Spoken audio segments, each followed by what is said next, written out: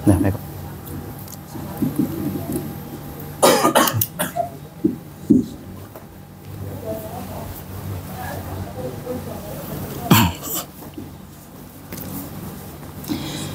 Bismillahirrahmanirrahim. Assalamualaikum warahmatullahi wabarakatuh.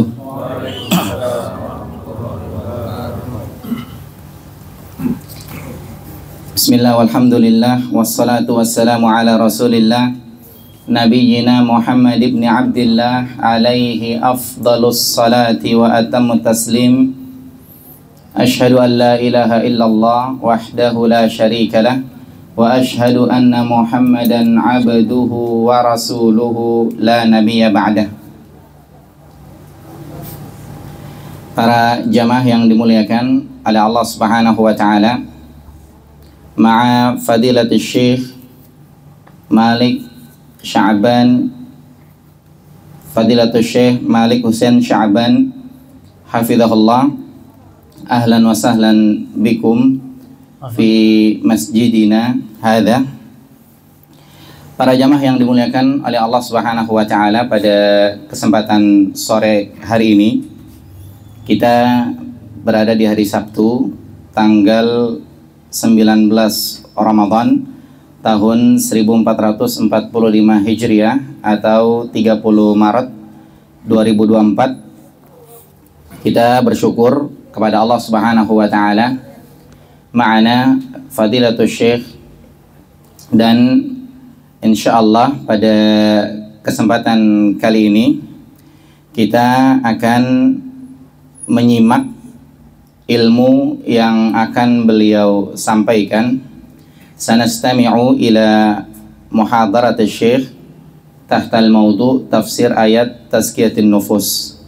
Kita akan menyimak muhadarah yang akan disampaikan oleh Syekh dengan judul yaitu tafsir ayat tazkiyatun nufus. Detailnya dan lainnya insyaallah kita langsung memberikan kesempatan kepada Syekh hafizahullah. Ya, waktu dan tempat kita berikan kepada beliau. Nu'til majal li Syekh, falyatafaddal mashkura. Assalamualaikum warahmatullahi wabarakatuh. Bismillahirrahmanirrahim. Innal hamdalillah nahmaduhu wa nasta'inuhu wa nastaghfiruh wa na'udzu billahi min shururi anfusina wa sayyiati a'malina. Man yahdihillahu fala mudilla lahu wa man yudlil fala hadiya lahu. Wa ashhadu an la ilaha illallah wahdahu la syarika lahu wa ashhadu anna Muhammadan 'abduhu wa rasuluh. يا أيها الذين آمنوا اتقوا الله حق تقاته ولا تموتن إلا وأنتم مسلمون. يا أيها الناس اتقوا ربكم الذي خلقكم من نفس واحدة وخلق منها زوجها وبث منهما رجالا كثيرا ونساء واتقوا الله الذي تساءلون به والأرحام إن الله كان عليكم رقيبا. يا أيها الذين آمنوا اتقوا الله وقولوا قولا سديدا يصلح لكم أعمالكم ويغفر لكم ذنوبكم ومن يطع الله ورسوله فقد فاز فوزا عظيما. أما بعد، فإن أصدق الكلام كلام الله تعالى، وخير الهدى هدى محمد صلى الله عليه وسلم، وشر الأمور محدثاتها، وكل محدثة بدعة، وكل بدعة ضلالة، وكل ضلالة في النار. أيها الإخوة، نحمد الله سبحانه وتعالى أن جمعنا بكم في هذا اليوم المبارك، ونحمده سبحانه وتعالى على أن بلغنا رمضان، وها نحن اليوم 20 من هذا الشهر المبارك، وتبدأ في هذه الليلة الليالي 10 من الأخيرة من رمضان، وهذه نعمة عظيمة من نعم الله علينا، ونحمده سبحانه وتعالى على نعمه التي لا تعد ولا تحصى. فاللهم لك الحمد حمدا كثيرا طيبا مباركا فيه كما يرضى ربنا. Bismillahirrahmanirrahim. Setelah Syekh Hafidhahullah membacakan kepada kita semua khutbatul hajah, sebagaimana kita ketahui bersama dari innal hamdalillah sampai dengan selesai. Selanjutnya Syekh Hafidhahullah mengucapkan kita bersyukur kepada Allah Subhanahu wa taala yang telah mengumpulkan kita semua di tempat yang mudah-mudahan dilimpahkan keberkahan oleh Allah ini. Kemudian juga kita bersyukur kepada Allah Subhanahu wa taala yang telah menyampaikan kita semua di bulan Ramadan yang penuh berkah ini. Tidak terasa kita sekarang sudah masuk di tanggal 19 Ramadan. Sebentar lagi matahari terbenam. Di malam hari kita masuk di tanggal 20 Ramadan. Dan secara hitungan ini sudah masuk 10 terakhir. Maka tentunya ini semua adalah nikmat yang besar yang telah Allah berikan kepada kita semuanya, sehingga sekali lagi kita bersyukur kepada Allah Subhanahu wa taala yang telah memberikan nikmat yang baik ini, nikmat yang agung, nikmat yang besar ini kepada kita semuanya. Nah. Wa inna Allah subhanahu wa ta'ala خلقنا في هذه الحياة وخلق فينا روحا وهيأ لهذه الأجساد الغذاء والشراب الذي يناسبها وهيأ للروح الغذاء الذي يناسبها وهو الوحي فأرسل الله عز وجل رسله وأنزل عليهم كتبه. Beliau menyampaikan kepada kita bahwa Allah Subhanahu wa taala telah menciptakan kita semua di dunia ini. Kemudian Allah Subhanahu wa taala juga menciptakan ruh sehingga kita bisa hidup. Kemudian Allah Subhanahu wa taala menyiapkan ada gizi jasmani dan ada gizi rohani. Gizi jasmani seperti yang kita ketahui bersama, dan gizi rohani Allah Subhanahu wa taala mengutus para rasul dan menurunkan kitab-kitab. ومن وظائف الرسل عليهم الصلاة والسلام تزكية النفس، فهذه نفسك التي بين جنبيك أمرك الله سبحانه وتعالى بتزكيتها، وذلك بما بعث به رسله عليهم الصلاة والسلام وبما أنزل في كتبه الكريمة. Kemudian selanjutnya beliau menyampaikan bahwa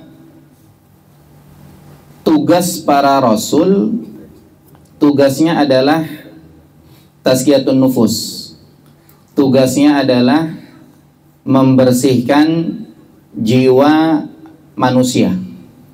Nah, jiwa-jiwa kita ini Allah perintahkan agar supaya dibersihkan. Bagaimana caranya? Caranya adalah sesuai dengan yang para rasul diutus dengannya. Kemudian juga cara membersihkan jiwa ini adalah harus sesuai dengan kitab-kitab yang telah Allah turunkan. Wa akhir rusul huwa rasuluna Muhammadun sallallahu alaihi wasallam, wa bayyana Allah azza wa jalla anna min wadhaifihi tazkiyata an-nufus. وأن من مقاصد بعثته عليه الصلاة والسلام تزكية نفوس هذه الأمة، فقال الله تعالى: هو الذي بعث في الأميين رسولا منهم يتلو عليهم آياته ويزكيهم ويعلمهم الكتاب والحكمة وإن كانوا من قبل لفي ضلال مبين. Dan Rasul yang terakhir yang Allah utus kepada kita adalah Nabi Muhammad Sallallahu Alaihi Wasallam. Allah Subhanahu Wa Taala menjelaskan bahwa di antara tugasnya adalah tazkiyatun nufus. Tugasnya adalah membersihkan jiwa-jiwa yang ada. Dan ini termasuk tujuan yang telah Allah tetapkan. Allah Subhanahu wa Ta'ala menyampaikan di dalam Al-Quran yang artinya dialah Allah yang telah mengutus Rasul di manusia-manusia yang ummi, yang tidak bisa baca tulis. Kemudian disebutkan di dalamnya ada proses Allah Subhanahu wa Ta'ala mengutus Rasul, dan Rasul itu akan mentazkiyah mereka, akan membersihkan jiwa-jiwa mereka, sebagaimana disebutkan dalam ayat yang tadi disampaikan oleh Asy-Syaikh Hafizahullah. بتزكية الإنسان نفسه يرفع عنها الظلم. أو خلق الله عز وجل الإنسان وذكر لنا أن فيه صفتين سيئتين. الصفة الأولى الظلم، والصفة الثانية الجهل. فبتزكية الإنسان نفسه يرفع عنها الظلم ويرفع عن نفسه الأخلاق السيئة. وبتعلم الكتاب والحكمة يتعلم كتاب الله وسنة رسوله صلى الله عليه وسلم. يرفع عن نفسه الجهل، فإن الجهل مصيبة كل المصائب، وما وقع الناس فيما وقعوا فيه من عدم تزكية نفوسهم أو تزكيتها بالطريقة الخطأ إلا بسبب جهلهم بما في كتاب الله تعالى وما جاء في سنة رسول الله صلى الله عليه وسلم. إن الإنسان وكان الإنسان ظلوما، إنه كان ظلوما جهولا. فبالتزكية يرفع عن نفسه الظلم، وبالعلم يرفع عن نفسه الجهل. Kemudian selanjutnya beliau menyampaikan bahwa dengan seseorang itu dia mentazkiyah dirinya, dengan seseorang itu dia membersihkan dirinya, maka dengan itu sama dengan dia telah menghilangkan kezaliman dari dirinya. Kemudian dengan itu sama dengan dia telah mengangkat martabat dirinya. Jadi ketika seseorang itu membersihkan jiwanya, sama dengan dia mengangkat martabatnya. Dia menghilangkan, dia menghapuskan, dia membersihkan akhlak-akhlak yang tidak bagus dari dirinya. Kemudian juga dengan dia mempelajari Al-Quran, kemudian dia mempelajari As-Sunnah, artinya dia mempelajari perkataan Allah, dia mempelajari sunnah Rasulullah Sallallahu Alaihi Wasallam. Maka di situ ada proses dia menghilangkan kebodohan dari dirinya. Karena kebodohan ini beliau menyampaikan bahwa hitungannya itu musibah. Jadi musibah yang paling musibah yang paling parah itu adalah kebodohan. Kemudian juga apa saja yang menimpa seseorang ketika dia tidak membersihkan dirinya. Kalau bahasa kita bilangnya ya gitu deh jadinya gitu. Karena apa? Karena dia tidak membersihkan dirinya. Apa saja yang menimpa dirinya ketika dia tidak membersihkannya, maka ini hitungannya semua adalah musibah. Atau ketika dia tazkiyatun nufus, iya, membersihkan dirinya iya, tapi caranya salah. Maka itu semua terjadi sebabnya karena apa? Karena kejahilan mereka di dalam Al-Quran dan As-Sunnah. Dan itu semua hitungannya adalah musibah. Jadi ketika seseorang membersihkan dirinya, sama dengan dia menghilangkan kezaliman dari dirinya dan menghilangkan kejahilan dari dirinya. Kalau dia masa bodoh dengan dirinya, berarti dia masa bodoh, dirinya dibiarin jahil, dibiarin zalim. Kenapa? Karena Allah Subhanahu wa taala mengatakan, innahu kana zaluman jahula. Manusia itu zalum, banyak zalimnya, jahul, banyak jahilnya. Sehingga kesimpulannya beliau menyampaikan bahwa dengan kita membersihkan diri kita, dengan kita membersihkan jiwa kita dengan tazkiyatun nufus, maka hitungannya sama dengan kita membersihkan kezaliman dari diri kita. Kemudian dengan ilmu yang kita pelajari, kita mengangkat diri kita dari tadinya jahil menjadi tidak jahil. Nah, وقد بين الله سبحانه وتعالى أن من زكى نفسه فقد أفلح وفاز ونجا، وذلك بعد أن أقسم الله عز وجل بالنفس، قال ونفس وما سواها فألهمها فجورها وتقواها قد أفلح من زكاها وقد خاب من دساها. هذا القسم جاء في مطلع سورة الشمس، وجاءت بعد 7 أقسام: والشمس وضحاها، والقمر إذا تلاها، والنهار إذا جلاها، والليل إذا يغشاها، والسماء وما بناها، والأرض وما طحاها. هذه 7 أقسام. القسم الثامن: ونفس وما سواها فألهمها فجورها وتقواها. ونفس وما سواها أقسم الله عز وجل بكل نفس، وأقسم بخلق الله لها سوية، فقد خلق الله الإنسان في أحسن تقويم، فألهمها فجورها وتقواها، فأفهمها من غير تعليم ما هو شر لتجتنبه وما هو خير لتأتيه. قد أفلح من زكاها، قد فاز بمطلوبه من طهر نفسه بتحليتها بالفضائل وبتخليتها عن الرذائل، وقد خاب من دساها، وقد خسر من دس نفسه مخفيا إياها في المعاصي والآثام.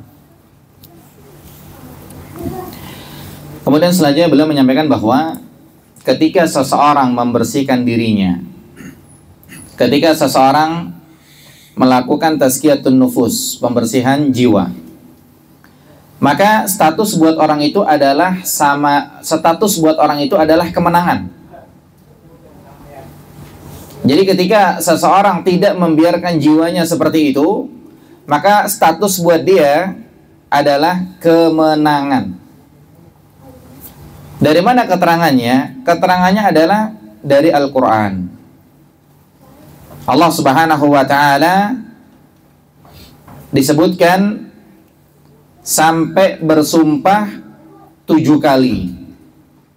Ya, Allah Subhanahu wa ta'ala dalam Al-Quran sampai bersumpah 7 kali ingin menyampaikan keterangan ini. Yang pertama, wasyamsi waduhaha, demi matahari, wasyamsi. Kemudian yang kedua, wal qamari idza talaha, wal qamar, demi bulan. Kemudian yang ketiga, wan nahari idza jallaha, wan nahar, demi waktu siang. Kemudian yang keempat, wal laili idza yakshaha, wal lail, demi waktu malam. Kemudian yang kelima, was sama'i wa ma banaha, was sama, demi langit. Kemudian yang keenam, wal ardi wa ma tahaha, wal ardi, demi bumi. Kemudian yang ketujuh, wa nafsin wa ma sawwaha, wa nafsin, demi jiwa. Dan berikut komponen-komponennya. Allah Subhanahu wa ta'ala bersumpah mengatakan demi jiwa, berikut komponen-komponennya. Maka di sini perhatikan, dalam ayat yang lain Allah menyebutkan bahwa Allah telah menciptakan manusia dengan sempurna. Berarti ketika Allah mengatakan demi jiwa berikut dengan komponen-komponennya, ini adalah sesuatu yang besar. Kemudian Allah mengatakan fa'alhamaha fujuraha wa taqwaha. Sama Allah dikasih ilham, sama Allah diunjukin.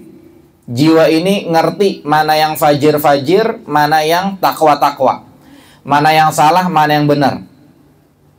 Allah mengajarkan jiwa ini tanpa proses pengajaran kayak di kelas gitu. Akan tapi dibikin otomatis, jiwa ini tahu ini jelek, sehingga dia kagak mau. Kemudian dibikin otomatis, jiwa ini ngerti ini baik begitu, sehingga dia mengusahakan untuk melakukannya. Baru berikutnya Allah mengatakan terkait tadi yang melakukan tazkiyatun nufus sama dengan dia statusnya mendapatkan keuntungan. Allah mengatakan qad aflaha man zakkaha. Beruntung kepada mereka yang membersihkan jiwanya. Beruntung kepada mereka yang tazkiyatun nufus. Artinya dia melakukan segala sesuatu apa yang diminta, sehingga jiwanya menjadi bersih. Kemudian dia mengisinya dengan kebaikan. Dia meninggalkan segala keburukan. Sebaliknya, waqad khaba man dassaha. Rugi ketika orang masa bodoh dengan jiwanya. Ketika orang mengotori dirinya. Rugi dia mengotori dirinya dengan sesuatu yang tidak semestinya. Dikotori dengan kemaksiatan, dikotori dengan dosa. Kalau seperti ini maka rugi jadinya. Nah, فأمر يقسم الله سبحانه وتعالى العظيم الجليل عليه بهذا القسم، فإنه يدل على أهميته وعلى وجوب تأمله وتدبره حتى نفعل ما أراد الله عز وجل منا.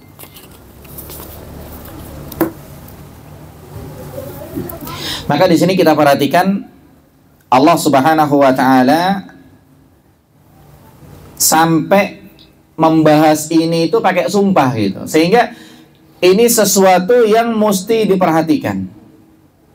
Allah ingin menyampaikan soal tazkiyatun nufus pakai bahasa kita, pakai bersumpah segala gitu. Maka ini menunjukkan ini adalah sesuatu yang besar yang mesti diperhatikan, sehingga kita apa? Kita melakukan apa saja yang diperintahkan oleh Allah Subhanahu wa taala. ما معنى تزكية النفس؟ التزكية تحتمل معنيين وكلاهما مقصود هنا. الأول التطهير، تطهرها من كل العيوب، تطهر النفس من كل العيوب، وذلك بتهذيبها وتصفيتها من الشرك الأكبر المناقض لأصل التوحيد، ومن الشرك الأصغر المنافي لكماله، ومن البدع القولية الاعتقادية، والبدع الفعلية العملية، ومن المعاصي التي تكدر التوحيد وتمنع كماله وتعوقه عن حصول آثاره. Kemudian selanjutnya beliau menyampaikan apa sih yang dimaksud dengan tazkiyatun nufus. Apa maksudnya kita membersihkan diri kita. Jadi yang dimaksud dengan tazkiyatun nufus, yang dimaksud dengan kita membersihkan diri kita, nanti akan disampaikan ada dua penjelasan. Dua-duanya itulah yang dimaksudkan dalam proses tazkiyatun nufus. Adapun penjelasan yang pertama, bahasanya itu adalah pembersihan. Artinya apa? Artinya dalam proses tazkiyatun nufus ada pembersihan, kita membersihkan diri kita dari segala yang jelek-jelek. dari segala yang aib-aib. Kita harus mendidik diri kita, kita harus memastikan jiwa kita bersihkan dari kesyirikan. Syirik besar. Yang mana syirik besar ini menyekutukan Allah, syirik besar ini bisa menghilangkan keaslian nilai-nilai tauhid. Nilai-nilai kita mengesahkan Allah jadi hilang gara-gara syirik besar. Kemudian ada lagi, kita harus mendidik diri kita, memastikan diri kita biar hilang juga syirik kecil. Jadi kalau syirik besar ini menghilangkan akarnya nilai-nilai mengesahkan Allah, akarnya tauhid. Kalau syirik kecil ini bisa menghilangkan kesempurnaan. Jadi harusnya kita mengesahkan Allah sempurna. Cuman gara-gara syirik kecil jadinya nggak sempurna. Makanya syirik kecil harus dibersihkan juga dari diri kita. Termasuk juga kita membersihkan diri kita dari ajaran baru, ajaran yang aneh-aneh, ajaran bukan ajaran Allah. Kalau bahasa kerennya itu bid'ah. Ini ajaran baru. Baik berupa ucapan, diajarin tuh ucapan macam-macam, padahal Islam kagak ngajarin. Atau berupa keyakinan, diajarin keyakinan macam-macam, padahal Islam kagak ngajarin. Ini harus dibersihkan juga dari diri kita. Jangan kita omongannya begitu, bacaannya begitu, keyakinannya begitu, jangan. Atau mungkin ajaran baru, perbuatan, amaliyah, amalan. Ini juga harus dipastikan bersih dari badan kita. Jangan kita ngamalin gitu-gituan, ajaran baru yang tidak diajarkan dalam Islam. Termasuk juga kemaksiatan yang bikin tauhid nanti tambah jadi keruh gara-gara kemaksiatan. Kemudian juga kita menjaga diri kita dari hal-hal yang nanti bisa terkontaminasi dalam diri kita, jadinya tazkiyatun nufus tidak terrealisasi dengan baik. Itu semuanya kita harus hindari. Itu namanya pembersihan, bagian yang pertama. Nah, المعنى الثاني للتزكية الزيادة، أن تزيد النفس وتنميها بالعقائد الصحيحة والعبادات الصالحة والأخلاق الحسنة الفاضلة، بالإخلاص لله تعالى في الأقوال والأفعال والإرادات، وكمال القنوت لله عز وجل، وقوة التوكل على الله بحيث لا يلتفت القلب إلى المخلوقين في شأن من شؤونه، ولا يستشرف إليهم بقلبه، ولا يسألهم بلسان مقاله أو حاله، بل يكون ظاهره وباطنه وأقواله وأفعاله وحبه وبغضه وجميع أحواله كلها مقصودا بها وجه الله تعالى، متبعا فيها رسول الله صلى الله عليه وسلم. Kemudian jamaah sekalian, berikutnya yang kedua terkait tazkiyatun nufus. Kalau tadi pertama disebutkan maknanya adalah pembersihan. Kalau yang kedua maknanya adalah ziyadah. Jadi penambahan. Atau bahasanya kalau tadi kita pembersihan ini, jiwa ini dikosongkan dari yang jelek-jelek, sekarang berarti diisi dengan yang bagus-bagus. Diisi dengan yang baik-baik. Jadi jiwa ini ditambah. Jiwa ini dicas. Jiwa ini dikembangkan. Dengan apa? Dengan akidah yang benar, dengan akidah yang sahih, keyakinan yang tidak melenceng, dengan ibadah-ibadah yang benar, ibadah-ibadah yang disyariatkan. Karena tadi yang sebelumnya ibadah-ibadah yang nggak benar tinggalin. Nah sekarang berikutnya diisi dengan ibadah-ibadah yang benar. Jiwa ini diisi dengan akhlak-akhlak yang bagus. Jiwa ini diisi dengan keikhlasan kepada Allah Subhanahu wa taala. Dalam ucapan kita ikhlas mengharapkan pahala dari Allah. Dalam perbuatan kita dalam keinginan kita. Intinya adalah totalitas. Agar jiwa ini bersih, kita harus totalitas di dalam beribadah kepada Allah Subhanahu wa taala. Jangan tanggung-tanggung dalam beribadah kepada Allah Subhanahu wa taala. Jadi kita harus kuat dalam bertawakal kepada Allah Subhanahu wa taala.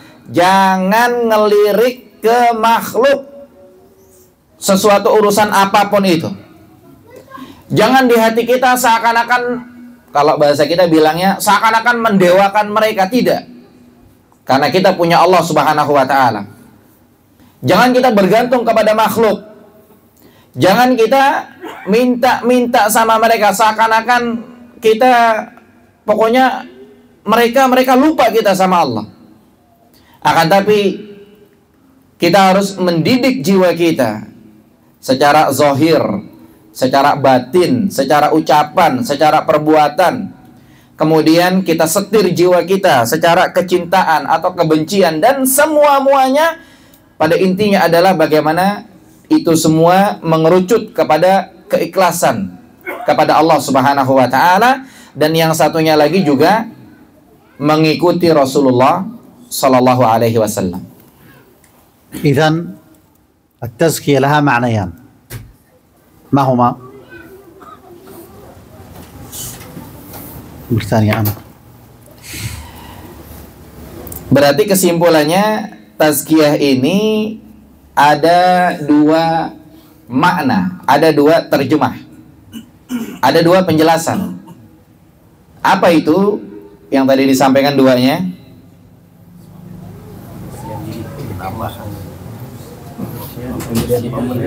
Pembersihan dan penambahan. Al-tathhir wa az-ziyadah. Yaqul. أحسنت. في الأخير من يجيب هنا؟ Coba di belakang. Tazkiyatun nufus ada dua. Minta tolong ada yang jawab. Mikrofonnya itu di atas dua kalau mau pakai mikrofon. Nggak apa-apa, diambil aja Pak. Sekalian ngetes suara lah. Masih ada suaranya nggak? Paling bawah nyalainnya, paling bawah. Paling bawah warna hitam. Ya. Silakan. Ambil mic-nya, kasih antum, kasih siapa itu biar jawab beliau. Jadi intinya pemeriksaan ada dua. Penjelasannya yang pertama apa, yang kedua apa? Jawab aja Pak biar ada aktivitas itu. Ya. Ayo, gimana Pak? Jawab. Salam. Dikosongkan dari hal-hal yang buruk, kemudian diisi dengan hal-hal yang baik. Baik. صحيح؟ صحيح. طيب. يعني باختصار التطهير والزيادة. جيد جيد. أحسنتم، بارك الله فيكم. التخلية من الشرائر والعمل بالخيرات. جيد. المهم منتبهون الحمد لله. Ya, intinya pada perhatian, masya Allah, alhamdulillah. أيها الإخوة، يكفي شرفا بفضل تزكية النفس أن رتب الله عز وجل على ذلك الفلاح. في سورة الشمس قال سبحانه: قد أفلح من زكاها. وفي سورة الأعلى قال سبحانه: قد أفلح من تزكى. فالفلاح هو الفوز والنجاح لمن زكى نفسه. Kemudian jamaah sekalian, selanjutnya beliau menyampaikan bahwa tazkiyatun nufus ini keren. Tazkiyatun nufus ini istimewa. Jadi ketika seseorang membersihkan dirinya dari yang jelek-jelek, kemudian mengisi dengan yang baik-baik, itu mantap. Dan cukup istimewanya Allah Subhanahu wa taala membahasakannya dengan keberuntungan. Allah sebutkan dalam Quran surat Asy-Syams, qad aflaha man zakkaha. Beruntung bagi mereka yang tazkiyatun nufus, membersihkan dirinya. Kemudian dalam surat Al-A'la, Allah lagi-lagi membahasakan dengan aflaha. Qad aflaha man tazakka. Beruntung juga orang yang membersihkan dirinya. Maka di sini bahasanya adalah falah, keberuntungan atau kemenangan. Makanya beliau menyampaikan bahwa keberuntungan ini maksudnya adalah al-fauz, kemenangan, wan najah, kesuksesan. Buat siapa? Buat orang yang mau membersihkan dirinya. Jadi dirinya kagak dibiarin begitu. هذه النفس التي خلقها الله سبحانه وتعالى وصفها في القرآن الكريم ب3 أوصاف: النفس المطمئنة، والنفس اللوامة، والنفس الأمارة بالسوء. فالمطمئنة هي التي اطمأنت إلى محبة الله سبحانه وعبوديته فعبدته حق عبادته. وأما النفس اللوامة فهي التي تلوم صاحبها إذا وقع في الذنب وتندم على ما فات من الخير. وأما النفس الأمارة بالسوء فهي التي تأمر صاحبها باتباع الشهوات واتباع الباطل وترك الحق. فهنا تأتي أهمية تزكية النفس حتى تكون نفسك أيها المؤمن نفسا مطمئنة، فإن كانت النفس مطمئنة كان صاحبها في عليين في جنات النعيم. Kemudian selanjutnya beliau menyampaikan bahwa jiwa ini sama Allah Subhanahu wa taala dikasih ada 3 model. Allah Subhanahu wa taala membahasakannya ada nafsul mutmainnah, kemudian ada nafsul lawamah, kemudian satunya lagi nafsul ammarah bisu. Apa maksudnya? Maksudnya yang pertama nafsul mutmainnah, jiwa yang mutmainnah, tenang. Jadi jiwanya ini, ketenangannya ini adalah kepada kecintaan kepada Allah Subhanahu wa taala. Jadi ketika dia sholat 5 waktu, rajin ibadah gitu ya, tenang jiwanya ini, nyaman, nikmat. Jiwanya ini senang beribadah kepada Allah Subhanahu wa taala. Jadi dia tidak kabur dari beribadah kepada Allah Subhanahu wa taala. Ini jiwa yang mutmainnah. Mungkin kalau kita, ini contoh sederhana aja tambahan dari saya ya, ketika kita berangkat sholat, orang diajak sholat bilangnya nitip gitu. Ya dia kagak tahu, kita nih tenang banget kalau kita sholat gitu. Dia tidak merasakan nikmat yang kita rasakan. Itu jiwa mutmainnah. Jadi kalau beribadah kepada Allah enak, ngelihat dakwah semarak tuh seneng. Tahu yang suka bubarin pengajian, ini tambahan nih. Itu jiwanya nggak mutmainnah. Jadi bawahnya gerah ngelihat dakwah itu semarak. Jiwa mutmainnah itu tidak. Jiwa mutmainnah itu dia tenang. Ketika beribadah kepada Allah itu enak, nikmat. Rame pengajian nih enak. Ngelihat orang-orang soleh seneng. Itu jiwa mutmainnah. Kemudian ada lagi Allah menyampaikan ada jiwa lawamah. Jiwa lawamah adalah ketika seseorang bikin dosa, dia apa namanya, ngatain diri sendiri gitu. Nih contoh nih ya biar tambah paham. Bapaknya ngerokok, anaknya enggak. Kata bapaknya, lu jangan ngerokok. Bapak kok ngerokok? Gue udah telanjur gitu kan. Jadi jiwa bapak itu dia lawamah. Jiwa bapak itu berontak, dia juga nggak terima dia itu ngerokok, pengennya berhenti, cuma gimana gitu. Itu namanya ada jiwa-jiwa yang lawamah. Ada lagi apa namanya, orang ketika dia mengerjakan sesuatu dia tahu itu salah, cuman gimana lagi gitu. Itu jiwa lawamah. Jadi dia menyesal kebaikan itu hilang. Kemudian yang ketiga ada jiwa yang ammarah bisu, ngajaknya kepada yang jelek. Ayo gini, sekali-kali nggak apa-apa, ini itu dan lain-lain. Jadi ngajak orang itu nurutin syahwatnya, ngajak orang itu nurutin kebatilannya, ngajak orang itu meninggalkan kebenaran. Ini jiwa ammarah bisu. Maka kalau kita perhatikan berarti di sini ada poin penting, yaitu kita harus apa? Kita harus membersihkan diri kita. Sehingga apa? Jiwa kita adalah jiwa yang mutmainnah. Mutmainnah itu keren, top. Daripada lawama, cuma ngomong doang, ya kan? Lu jangan rokok, gue udah telanjur, ngomong doang. Udah lo ke masjid sholat, gue mah nggak usah lu aja. Nah, jadi kita harus memastikan diri kita mutmainnah. Kalau jiwa kita adalah jiwa yang mutmainnah, maka nanti tempatnya kita bakal di tempat yang tinggi. Kita bakal di surga Allah Subhanahu wa taala yang banjir dengan kenikmatan. Kalau jiwanya jiwa mutmainnah, itu yang harus kita pastikan, jiwa kita harus jiwa mutmainnah. Nah, ولهذا قال الله تعالى يا أيتها النفس المطمئنة ارجعي إلى ربك راضية مرضية فادخلي في عبادي وادخلي جنتي. يا أيتها النفس المطمئنة المؤمنة الموقنة الراضية بقضاء الله وقدره ارجعي إلى ربك راضية بما أعده من الثواب مرضية عند الله فقد رضي الله عنك فادخلي في عبادي أي ادخلي في زمرة عبادي الصالحين وكوني من جملتهم وادخلي جنتي ادخلي جنة عرضها السماوات والأرض ادخلي جنة هي التي وعدتكم وفيها ما لا عين رأت ولا أذن سمعت ولا خطر على قلب بشر.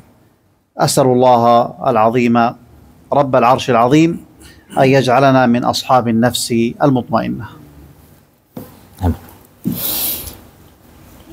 baik, selanjutnya beliau menyampaikan bahwa makanya terkait yang tadi dijelaskan, Allah Subhanahu wa taala mengatakan dalam Al-Qur'an, ya ayyatuhan nafsul mutmainnah, wahai jiwa yang tenang, wahai jiwa yang mutmainnah, wahai jiwa yang cenderung kepada ibadah, wahai jiwa yang semangat dalam beribadah kepada Allah Subhanahu wa taala. Karena ada jiwa-jiwa yang ogah kalau ibadah. Ini jiwa-jiwa yang semangat dalam beribadah. Irji'i ila rabbiki radiyatan mardiyah. Kembalilah kepada Rabbmu, ridha, kepada keriduan Rabbmu.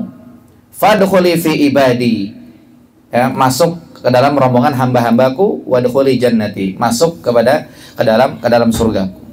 Maka di sini penjelasannya adalah yang pertama, ya ayyatuhan nafsul mutmainnah, wahai jiwa-jiwa yang mutmainnah, wahai jiwa-jiwa yang beriman, wahai jiwa-jiwa yang yakin, wahai jiwa-jiwa yang redha dengan takdir Allah.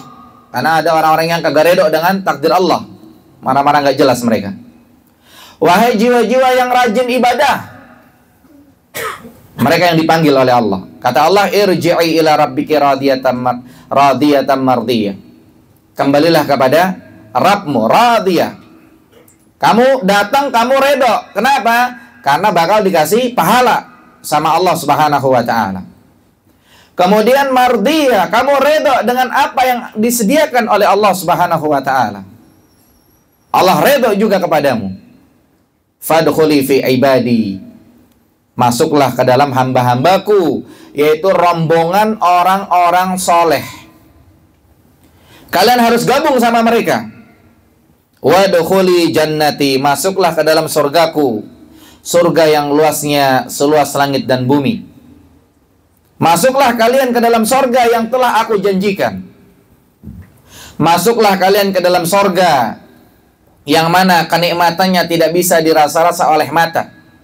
Kalau kita ngerasa nikmat ngelihat apa gitu ya, ngelihat buah-buah segar, surga lebih nikmat lagi. Kemudian nikmat surga tidak bisa dirasa-rasa oleh telinga. Kita dengar, kita dapat transferan 10 juta gitu, senang kita, nikmat surga nggak bisa dirasa-rasa oleh telinga, masih di atas itu lagi. Kemudian surga kenikmatannya tidak bisa dirasa-rasa dengan hati. Hati kita berbunga-bunga karena dapat apa begitu, maka kenikmatan surga masih di atas itu lagi. Sehingga kita memohon kepada Allah Subhanahu wa taala, mudah-mudahan Allah Subhanahu wa taala menjadikan jiwa kita sebagai jiwa-jiwa yang mutmainnah. فلنحرص جميعا على تزكية نفوسنا وذلك بعمل الطاعات واجتناب المعاصي والسيئات حتى نكون من أهل الجنة. قال الله سبحانه وتعالى فأما من طغى وآثر الحياة الدنيا فإن الجحيم هي المأوى وأما من خاف مقام ربه ونهى النفس عن الهوى فإن الجنة هي المأوى فشرط دخول الجنة أن يزكي العبد نفسه بالطاعات وأن يمنعها عن المعاصي والسيئات. Maka para jamaah yang dimuliakan oleh Allah, hendaknya kita bersemangat. Semuanya harus bersemangat dalam tazkiyatun nufus. Semuanya harus bersemangat dalam membersihkan dirinya. Bagaimana caranya? Caranya adalah rajin ibadah. Kemudian tinggalkan kemaksiatan, tinggalkan dosa. Sehingga kita nanti jadi calon-calon penduduk sorga. Jadi calon-calon penghuni sorga. Kita nanti jadi ahli sorga kalau kita rajin ibadah dan meninggalkan kemaksiatan. Allah Subhanahu wa taala berfirman, "Fa amma man tagha." Siapa yang kelewatan, wa atharal hayatad dunya, dia lebih mementingkan dunia, fa innal jahima hiyal ma'wa, maka tempat kembalinya adalah neraka jahim. Wa amma man khafa maqama rabbih, adapun orang yang takut dengan Rabbnya, dia takut sama Allah. Wa nahan nafsa 'anil hawa, dan dia nahan dirinya, nahan hawa nafsu. Fa innal jannata hiyal ma'wa, maka tempat kembalinya adalah surga. Maka di sini syarat agar orang bisa masuk surga adalah dia harus tazkiyatun nufus.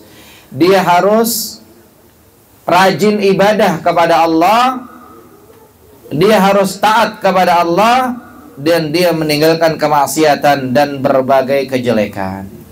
Nah, نزكي أنفسنا بعمل الصالحات واجتناب المعاصي والسيئات، ونسأل الله تعالى التوفيق لذلك اقتداء برسولنا صلى الله عليه وسلم الذي كان من دعائه كما في صحيح مسلم: اللهم آت نفسي تقواها وزكها أنت خير من زكاها أنت وليها ومولاها اللهم إني أعوذ بك من علم لا ينفع ومن قلب لا يخشع ومن نفس لا تشبع ومن دعاء ومن دعوة لا يستجاب لها. لذلك لا يعجب الإنسان بنفسه ولا يقول أنا من الصالحين ولا يقول أنا قد زكيت نفسي، فإن الله عز وجل قد نهى عن ذلك في كتابه فقال: فلا تزكوا أنفسكم هو أعلم بمن اتقى.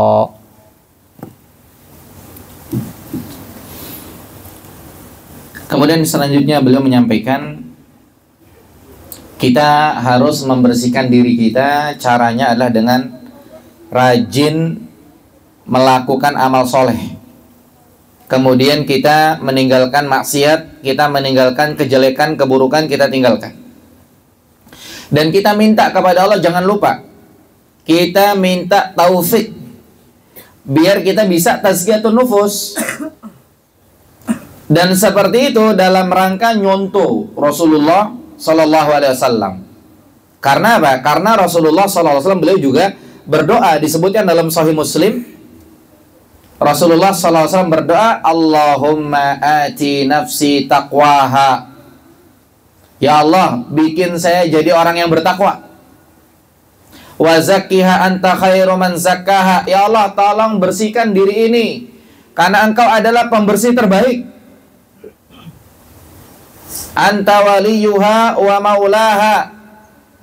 Engkau yang bisa ngelakuin itu ya Allah. Allahumma inni a'udzubika min ilmin la yanfa. Ya Allah, aku berlindung kepadamu, jangan sampai ilmu ini nggak bermanfaat. Aku berlindung kepadamu dari ilmu yang nggak manfaat. Wa min qalbin la yakhsha. Aku berlindung kepadamu dari hati yang kagak berasa dalam ibadah, kayaknya sholat itu cuman takbir, ruku, nggak berasa. Aku berlindung dari hati yang begitu ya Allah. Wa min nafsin la tashba, aku berlindung dari jiwa yang nggak ada kenyang-kenyangnya, sehingga yang dikejar dunia aja gitu. Wa min da'watin la yustajabu laha, dan aku berlindung kepadamu dari doa yang tidak diterima. Jadikan doaku diterima ya Allah gitu. Makanya di sini berarti pelajarannya apa? Jangan sampai seseorang itu dia ujub. Jangan sampai seseorang itu dia ngerasa dia paling baik sedunia gitu ya. Nggak boleh dia ngomong saya orang soleh. Nggak boleh dia ngomong rezeki anak soleh. Wah, anak soleh dari mana nih? Kagak boleh. Sok-sokan jadi paling soleh begitu, kagak boleh. Nggak boleh dia ngomong saya ini udah tazkiyatun nufus loh. Nggak boleh. Kenapa? Karena itu dilarang sama Allah Subhanahu wa ta'ala. Jadi udah pokoknya tazkiyatun nufus aja, nggak usah ngomong gitu-gitu. Allah mengatakan dalam Quran, fala tuzakku anfusakum, kalian nggak boleh sok-sokan ngerasa suci, kalian nggak boleh sok-sokan ngerasa paling bersih, ngerasa udah soleh, nggak boleh. Huwa a'lamu biman ittaqa, Allah itu paling tahu siapa yang paling bertakwa. أيها الإخوة، إن النفس فيها أخلاق سيئة، فأمر المسلم بأن يتخلص هذه الأخلاق السيئة. وكذلك في النفس أخلاق فاضلة وأخلاق حسنة، أمر المسلم بأن يتحلى بها بعد أن يطهر نفسه ويتخلص من تلك الأخلاق السيئة. Kemudian selanjutnya beliau menyampaikan bahwa di dalam diri ini ada akhlak yang kagak bener, ada akhlak-akhlak tercela, ada akhlak-akhlak yang gak bagus. Orang Islam disuruh jangan ngelakuin itu. Jadi jangan sampai dirinya akhlaknya tidak bagus. Kemudian juga di dalam diri ini ada akhlak yang bagus, ada akhlak terpuji. Orang Islam disuruh pakai itu. Jadi akhlak tercela jangan dipakai. Akhlak yang bagus itu yang kudu dipakai. Tentunya setelah dia berlepas diri, setelah dia membersihkan dirinya dari akhlak-akhlak yang tidak bagus, maka yang diisi adalah akhlak-akhlak yang bagus. والأخلاق السيئة كثيرة، منها الشرك بالله سبحانه وتعالى وهو أعظمها، فإن الله عز وجل لا يرضى الشرك وقد نهى الله عنه، بل إن الله عز وجل حرم الجنة على من أشرك به وأوجب عليه النار. ومن الأخلاق السيئة النفاق، وهو أن يظهر الإنسان الإيمان ويبطن الكفر. ومن الأخلاق السيئة الرياء، وهو أن يفعل الإنسان الفعل من أجل مدح الناس وثنائهم.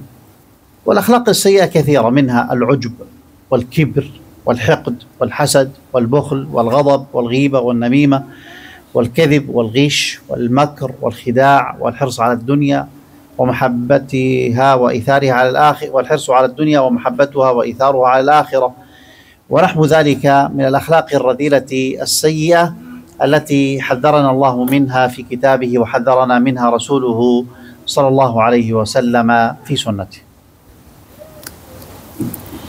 Kemudian yang berikutnya beliau menyampaikan bahwa akhlak tercela itu banyak. Di antaranya yang paling parah adalah kesyirikan. Orang-orang yang menyekutukan Allah, bahasa kita bilangnya mereka kagak ada akhlak. Akhlaknya tercela. Ini yang paling parah. Kenapa? Karena Allah Subhanahu wa ta'ala tidak redho dengan kesyirikan. Allah melarang jangan berbuat kesyirikan. Bahkan Allah Subhanahu wa ta'ala mengharamkan sorga kepada mereka-mereka yang berbuat syirik, Allah bakal masukin mereka ke neraka. Maka ini akhlak tercela yang paling parah, yaitu kesyirikan. Ini dihindari. Kemudian yang kedua, ada akhlak tercela yang lainnya, yaitu kemunafikan. Munafik. Ya, dia munafik yang dimaksud di sini adalah menampakkan keimanan dan menyembunyikan kekafiran. Kemudian ada lagi riya. Dia ngelakuin sesuatu harapannya biar dipuji sama orang-orang. Dan akhlak tercela banyak. Ada ujub, ngerasa dirinya paling oke, ngerasa dirinya paling baik. Atau mungkin yang lain, akhlak tercela sombong. Atau akhlak tercela kagak senang ngelihat orang dapat nikmat, hasad. Atau akhlak tercela bakhil, pelit. Akhlak tercela lagi suka marah-marah nggak jelas. Bilangnya apa? Saya ini orangnya temperamental. Akhlak tercela harus dilepas itu. Akhlak tercela suka gibah, suka ngomongin orang walaupun benar. Kalau nggak benar namanya fitnah. Kemudian akhlak tercela namimah, suka ngadu domba. Cerita sana cerita sini, orang jadi berantem gara-gara dia. Atau mungkin akhlak tercela suka bohong, curang, atau suka bikin makar, atau khianat, atau menggebu-gebu sama dunia, sama akhirat melempem. Jadi dia lebih menjagokan dunia. Ya, cari duit gitu. Sholatnya kagak, puasa kagak, ibadah kagak. Dan akhlak tercela lain-lain yang memang dilarang oleh Allah Subhanahu wa taala dan diingatkan juga oleh Rasulullah sallallahu alaihi wasallam, dilarang oleh Allah di dalam Al-Qur'an atau diingatkan oleh Rasulullah sallallahu alaihi wasallam dalam As-Sunnah. Wa amma al-akhlaqul hasanah wallati umirna biha fahiya katsiratun jiddan wa a'zamuha tauhidullah subhanahu wa ta'ala. Fa inna Allah 'azza wa jalla lam yakhluq al-khalqa wa lam yujid hadhihi al-hayah illa min ajli 'ibadatihi subhanahu wa ta'ala. قال الله عز وجل وما خلقت الجن والإنس إلا ليعبدون. قال ابن عباس رضي الله عنهما إلا ليوحدون. فنحن نوحد الله عز وجل في العبادة، فنعبد الله وحده ولا نعبد معه غيره كائنا من كان، سواء كان نبيا أو رسولا أو ملائكة أو من الصالحين أو من غيرهم. فالذي خلقنا ورزقنا وأنعم علينا ودبر أمورنا هو الذي يستحق أن يعبد. فكل المعبودات لا تستطيع فعل ذلك، أي الخلق ولا الرزق، ولا أن تكون شريكة فيه وهي عاجزة، ولا يمكن أن تشفع عند الله عز وجل إلا بعد إذن الله عز وجل للشافع ورضاه عن المشفوع له.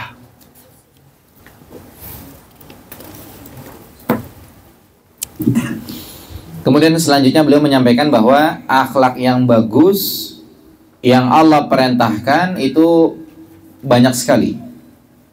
Yang paling tinggi, yang paling agung, yang paling besar, yang paling mulia adalah Allah perintahkan agar mentauhidkan Allah. Allah perintahkan agar beribadah kepada Allah. Allah perintahkan agar mengesahkan Allah. Karena Allah Subhanahu wa ta'ala tidak menciptakan kita, Allah Subhanahu wa ta'ala tidak menjadikan dunia ini ada kecuali tujuannya adalah untuk itu, supaya kita pada rajin ibadah. Makanya yang di rumah kudu pada ke masjid semuanya.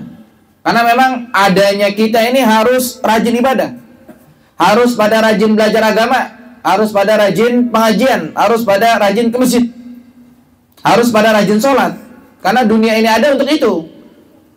Kalau kagak rajin ibadah, ya kagak usah tinggal di mari, kan begitu. Allah katakan dalam Quran, "Wa ma khalaqtul jinna wal insa illa liya'budun." Tidaklah aku ciptakan jin dan manusia kecuali agar mereka pada rajin ibadah kepadaku. Kalau bahasanya Ibnu Abbas bilangnya, suruh pada mengesahkan aku, kata Allah. Artinya tauhid, atau bahasa kita tidak berbuat syirik, mengesahkan Allah atau rajin ibadah kepada Allah Subhanahu wa taala. Makanya kita harus mengesahkan Allah di dalam beribadah kepada Allah. Tidak boleh ibadah kepada Allah, ibadah juga kepada selain Allah, tidak boleh.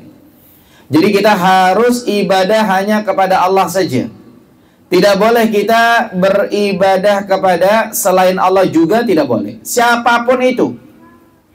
Jadi nggak boleh kita beribadah kepada Allah sekalian ibadahnya kepada Nabi gitu. Ibadah kepada Allah sekalian ibadah kepada Rasul. Ibadah kepada Allah sekalian ibadah kepada malaikat. Ibadah kepada Allah sekalian ibadah kepada orang soleh. Kagak boleh. Karena kita harus mengesahkan Allah di dalam beribadah. Tidak boleh ibadah kepada selain Allah. Tadi disebutkan pada Nabi, Rasul, malaikat, orang soleh, atau selain mereka. Jadi yang telah menciptakan kita, yang telah memberikan rizki kepada kita, yang telah memberikan nikmat kepada kita, yang telah mengatur urusan kita, itu yang berhak untuk diibadahi, yaitu Allah Subhanahu wa ta'ala. Adapun sesembahan-sesembahan selain itu, semuanya pada kagak bisa begitu. Kagak bisa menciptakan, kagak bisa ngasih rezeki, dan seterusnya. Kemudian juga kagak ada andil di situ mereka. Mereka semua hitungannya lemah. Mereka tidak mungkin memberikan syafaat di sisi Allah kecuali kalau udah di ACC sama Allah. Kalau udah dapat izin dari Allah Subhanahu wa taala. Yang ingin memberikan syafaat dapat izin, kemudian syafaatnya pengen dikasih ke siapa? Dia juga harus dapat izin. Sehingga harus mengesahkan Allah, tidak boleh beribadah kepada selain Allah. ومن الأخلاق الحسنة الإخلاص والصبر والتوكل والتوبة والشكر والصدق ومحبة الله عز وجل والخوف منه ورجاء ما عنده من الثواب. وهذه الثلاثة، محبة الله والخوف منه ورجاء ما عنده من الثواب، هذه تسمى أركان التعبد القلبي. وكذلك من الأخلاق الحسنة التواضع ولين الجانب والنصح للعباد وحسن الخلق في التعامل مع الناس والشفقة عليهم وأمرهم بالمعروف ونهيهم عن المنكر ونفعهم بقدر ما يستطيع وعدم الاعتداء عليهم. Kemudian selanjutnya beliau menyampaikan bahwa di antara akhlak terpuji, akhlak baik yang lainnya, bahasanya itu adalah ikhlas. Jadi ikhlas ini ketika beribadah yang diniatkan adalah mencari pahala dari Allah. Kemudian juga termasuk akhlak terpuji sabar. Kemudian tawakal hanya kepada Allah. Taubat, kemudian bersyukur, kemudian jujur, ya, jujur dalam Islamnya dia, jujur dalam ibadahnya dia kepada Allah. Jadi kalau orang Islam ya sholat gitu, itu namanya jujur. Tapi kalau cuman Islam doang tapi puasa enggak deh, sholat enggak deh, ntar sekali-kali, itu jujurnya kurang dapat kalau begitu. Itu namanya nggak bagus akhlaknya. Akhlak bagus itu adalah jujur, tapi kaitannya dengan ke arah yang tadi disebutkan. Kemudian termasuk akhlak yang terpuji adalah mencintai Allah, kemudian takut kepada Allah, dan mengharap kepada Allah. Ini namanya mahabbah, khauf, sama roja. Syekh Hafizahullah mengingatkan bahwa ini bagian dari rukun ibadahnya hati. Jadi hati ini harus cinta kepada Allah, takut kepada Allah, dan mengharap kepada Allah. Kemudian akhlak bagus yang lainnya, akhlak terpuji, akhlak baik, yaitu tawadhu. Ya, tawadhu. Rendah hati. Tidak sombong. Kemudian baik sama orang. Ya, baik sama orang. Kemudian kalau bahasanya di sini dibilangnya an-nushu lil ibad. Jadi dia menasihati para hamba. Ada orang yang ketika nasihatin kebetulan tuh orang lagi salah nih, lagi nunggu salah dari kemarin, ketika dia salah langsung dihabisin nasihatin, blak blok. Itu nggak nusuh namanya. Jadi ketika nasihatin tuh betul-betul dari hati yang paling dalam. Betul-betul nggak jengkel sama dia. Kita nasihatin. Jadi nggak usah pakai jengkel sama orang. Itu tidak nusuh. Kita diperintah untuk nusuh. Kemudian juga kita harus baik dalam bermuamalah sama orang. Jangan galak-galak sama orang. Ya, kita harus lemah lembut kepada mereka, ajak mereka berbuat baik, kemudian larang mereka dari kemungkaran. Kita latih diri kita untuk itu, untuk baik sama orang. Kemudian kita jadikan diri kita memberikan manfaat semaksimal mungkin sama orang. Jangan kita malah ngerugiin orang lain. Ya, tidak boleh kita nyakitin mereka. Ini bagian dari akhlak terpuji yang lainnya. أيها الإخوة، قال الله عز وجل: ومن تزكى فإنما يتزكى لنفسه، أي ومن زكى نفسه بالتنقي من العيوب وتحلى بالأخلاق الجميلة فإن تزكيته يعود نفعها إليه ويصل مقصودها إليه، ليس يضيع من عمله شيء.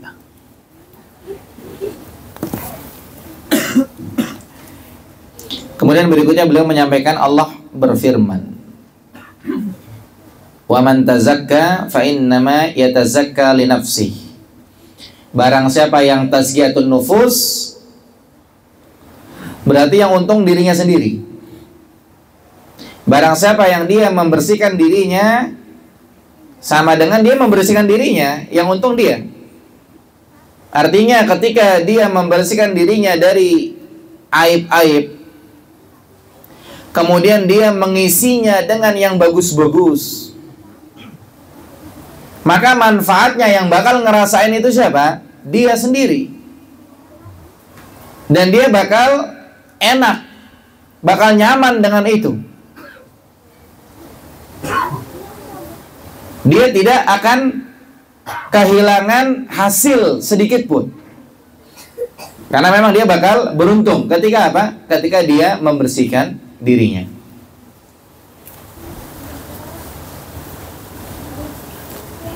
بعث الله سبحانه وتعالى رسوله صلى الله عليه وسلم ليزكي الناس، وأنزل عليه آخر كتبه وهو القرآن الكريم الذي اشتمل على ما فيه تزكية الناس. فقد قال الله تعالى واصفا كتابه: ما فرطنا في الكتاب من شيء. فمن أراد أن يزكي نفسه فعليه بتدبر القرآن العظيم، وأن يتدبر سنة رسوله الكريم صلى الله عليه وسلم ويعمل بما فيهما، فإن القرآن والسنة ما ترك خيرا إلا ودل الناس إليه، وما ترك شرا إلا وحذر الناس منه. ففي صحيح مسلم أن رسول الله صلى الله عليه وسلم قال: إنه لم يكن نبي قبلي إلا كان حقا عليه أن يدل أمته على خير ما يعلمه لهم وينذرهم شر ما يعلمه لهم. Kemudian selanjutnya beliau menyampaikan bahwa Allah Subhanahu wa taala mengutus rasulnya Rasulullah sallallahu alaihi wasallam, tujuannya adalah untuk tazkiyatun nufus. Kalau bahasa kita bilangnya untuk tazkiyatun nufusin orang-orang begitu. Supaya orang-orang pada bersih jiwanya. Allah turunkan kepada Nabi sallallahu alaihi wasallam kitab yang terakhir, yaitu Al-Quran Al-Karim, yang mana di dalamnya ada untuk tazkiyatun nufus, ada pedoman tazkiyatun nufus. Allah Subhanahu wa taala membahasakan itu dalam Quran, bilangnya ma farratna fil kitabi min syai'. Dalam Quran kagak ada yang kelewatan sedikit pun, udah lengkap. Makanya siapa yang pengen tazkiyatun nufus, siapa yang pengen membersihkan dirinya, dia harus belajar Al-Quran, dia harus tadabbur Al-Quran, dia harus tadabbur sunnah Rasulullah SAW. Kalau bahasa kita bilangnya apa? Siapa yang pengen membersihkan dirinya harus hadir kajian. Kalau bahasa kita bilangnya, siapa yang pengen membersihkan dirinya harus belajar tentang Islam, belajar tentang Al-Quran, belajar tentang sunnah. Jangan malu-malu duduk di pengajian kalau pengen dirinya bersih. Tapi kalau pengen dirinya begitu, ya udah gitu aja. Maka dia harus mengamalkan keduanya. Kenapa? Karena Al-Quran dan As-Sunnah tidak meninggalkan kebaikan kecuali udah diunjukin. Al-Quran dan As-Sunnah tidak meninggalkan keburukan kecuali udah diingetin. Makanya pengen dirinya bersih, pelajari Al-Quran dan As-Sunnah. Kalau bahasa kita pengen dirinya bersih, hadiri kajian-kajian ilmu, hadiri majelis-majelis ilmu, belajar. Jangan dibiarin dirinya kotor, kagak ngerti ini itu, taunya cuman sholat, takbir, bukan kita ngaramin kebaikan, bukan. Maksudnya, kalau pengen maksimal tazkiyatun nufus, itu pelajari Al-Quran, pelajari sunnah Rasulullah Sallallahu Alaihi Wasallam. Disebutkan dalam Sahih Muslim, Rasulullah SAW mengatakan, Innahu lam yakun nabiyyun qabli. Ya, sesungguhnya tidak ada seorang nabi pun sebelumku, illa kana haqqan alaihi an yadulla ummatahu ala khairi ma ya'lamuhu lahum. Ya, kecuali mereka semuanya udah ngunjukin kebaikan yang tidak diketahui oleh umatnya, diunjukin semua sama umatnya. Wa yungdirahum syarran ma ya'lamuhu lahum. Dan semuanya sudah mengingatkan keburukan yang mereka enggak ketahui, udah diingetin semuanya, termasuk Nabi Muhammad sallallahu alaihi wasallam. وهذا هو المنهج الذي ربى عليه النبي صلى الله عليه وسلم أصحابه رضي الله عنهم. فهذا عبد الله بن مسعود رضي الله عنه يقول: كان الرجل منا إذا تعلم 10 آيات لم يجاوزهن حتى يعرف معانيهن والعمل بهن.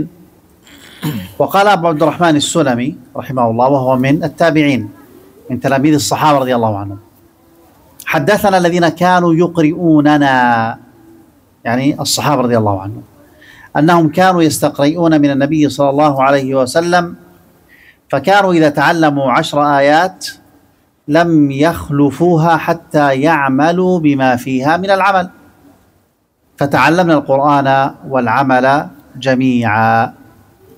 فالواجب علينا ألا نقرأ القرآن قراءة مجردة، فنحن نقرأه ابتغاء الأجر والثواب من عند الله عز وجل، وكذلك لنفهم معاني كلام ربنا سبحانه ونطبق أحكامه التي أمرنا بها ونجتنب ما نهانا عنه سبحانه وتعالى.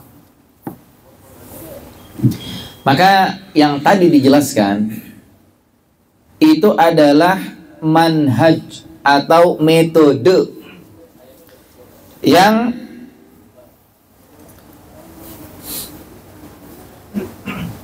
yang diajarkan oleh Allah Subhanahu wa taala. Begitu Nabi Muhammad dididik sama Allah, begitu juga dengan para sahabat radhiyallahu anhum. Untuk tazkiyatun nufus harus pada belajar Al-Quran. Maka perhatikan apa yang dikatakan oleh Abdullah bin Mas'ud radhiyallahu anhu. Dia bilang, kana rajulu minna, ya, dia bilang dulu orang-orang kita itu, idza ta'allama 10 ayat, kalau belajar 10 ayat, lam yujawizhunna, itu kagak lanjut dulu, hatta yu'rafa ma'aniyahunna wal amala bihinna, sampai pada paham maknanya, sampai pada ngamalin. Ketika itu terjadi, itu lagi proses tazkiyatun nufus. Kemudian juga disebutkan oleh Abu Abdurrahman As-Sulami rahimahullah. Ini salah seorang murid sahabat radhiyallahu anhum. Jadi dia bilang gini, dia bilang, haddatsana alladziina kanu yuqri'unana,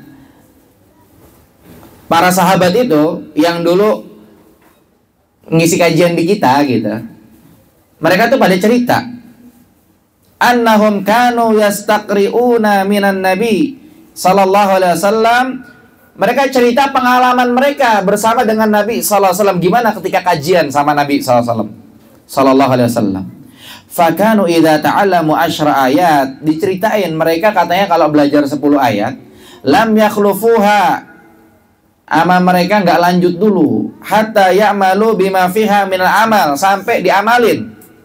Fata'allamnal Qur'an wal amala jami'an, sehingga kita jadi ngikutin, kita belajar Quran sambil kita ngamalin. Disitulah terjadi proses tazkiyatun nufus. Makanya yang wajib buat kita baca Quran jangan cuman baca doang.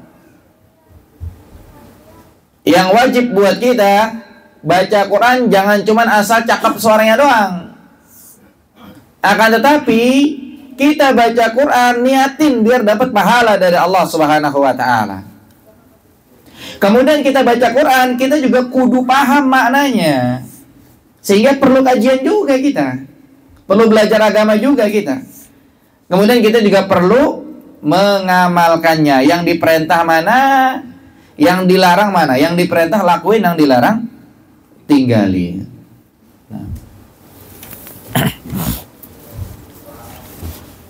يحسن بنا أن نتعرف على أشياء نزكي بها أنفسنا. فأعظم الأشياء التي تزكى بها النفوس هو طلب العلم الشرعي. هذا غير موجود، هذه زيادة. طلب العلم الشرعي، يقول النبي صلى الله عليه وسلم: طلب العلم فريضة على كل مسلم، ومسلم يدخل فيه الذكر والأنثى، الصغير والكبير. فبالعلم تعرف الطاعات وتعرف الحلال، فتتقرب إلى الله عز وجل بها. وبطلب العلم تعرف الحرام والمنهيات، فتتعبد لله سبحانه وتعالى بتركها والابتعاد عنها.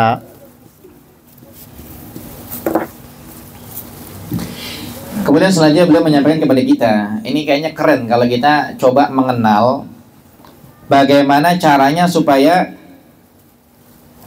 kita ini gampang buat tazkiyatun nufus. Kayaknya oke nih untuk kita memahami ini. Yaitu caranya adalah kita harus belajar agama. Kalau bahasa kita bilangnya kita harus hadir kajian. Kita harus talabul ilm.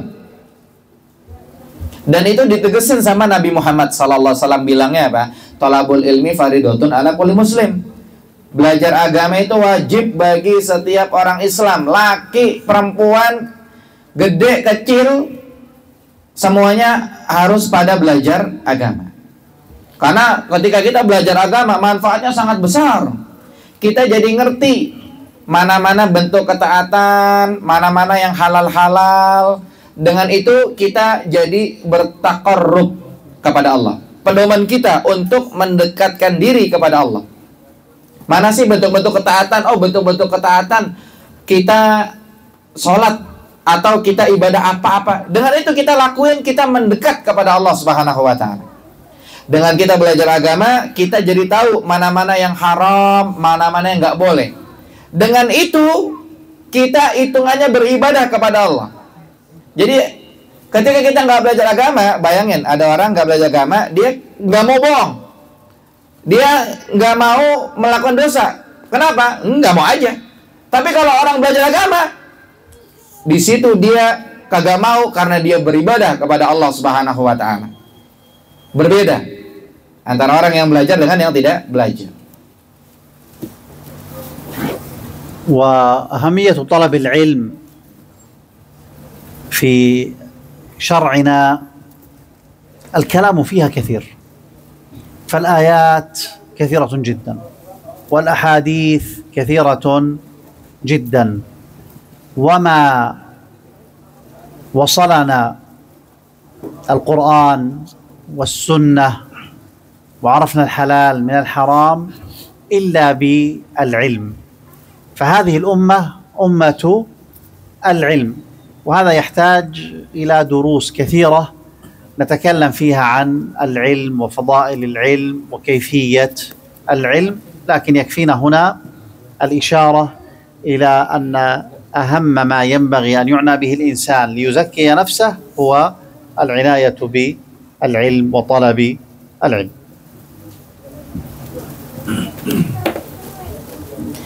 Maka jamaah sekalian, pentingnya kita belajar agama, ya pentingnya kita hadir pengajian, hadir di majelis ilmu. Ini kalau kita mau bahas panjang, ini panjang.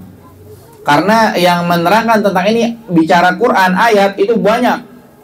Bicara hadis itu banyak. Tapi intinya adalah semua Al-Quran yang sampai kepada kita, semua as-sunnah yang sampai kepada kita, itu semuanya wasilahnya ada dengan ilmu. Tanpa ilmu kagak bakal sampai. Sehingga kesimpulannya umat ini adalah umat ilmu. Jadi kalau kita mau bahas tentang fadilah ilmu, kemudian tentang ini panjang. Tapi terkait pembahasan kita pada kesempatan kali ini, intinya adalah di sini ada isyarat. Tazkiyatun nufus kagak bakal maksimal tanpa kita belajar. Tazkiyatun nufus, kita pengen diri kita bersih, kagak bakal bisa kalau kita kagak hadir di kajian, kalau kita nggak belajar agama. Jadi mulai sekarang kita berburu majelis ilmu. Karena apa? Kalau kita mau bahas panjang kan agak panjang nih, susah kata Syekh demikian. Yang jelas kesimpulannya adalah itu nggak bakal maksimal tanpa kita belajar agama. ومما يعين على تزكية النفس المحافظة على الفرائض والإكثار من النوافل، فقد قال الله عز وجل في الحديث القدسي: من عادى لي وليا فقد آذنته بالحرب. والولي هو العالم بدين الله تعالى المواظب على طاعته المخلص في عبادته. آذنته بالحرب أعلمته بالهلاك والنكال. ثم قال الله عز وجل: وما تقرب إلي عبدي بشيء أحب إلي مما افترضت عليه، يعني من الفروض العينية وفروض الكفاية. وما يزال عبدي يتقرب إلي بالنوافل حتى أحبه، فإذا أحببته كنت سمعه الذي يسمع به وبصره الذي يبصر به ويده التي يبطش بها ورجله التي يمشي بها وإن سألني لأعطينه ولئن استعاذني لأعيذنه. أخرجه البخاري ومسلم.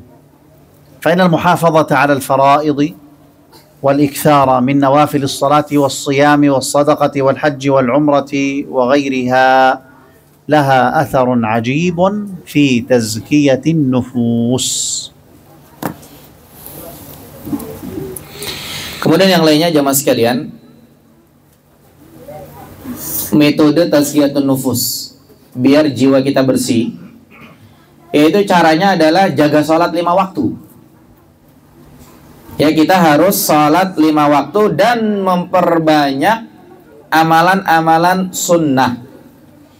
Kenapa? Karena disebutkan dalam hadis kudusi, Allah Subhanahu wa ta'ala mengatakan, ya, barang siapa yang memusuhi waliku, barang siapa yang memusuhi waliku.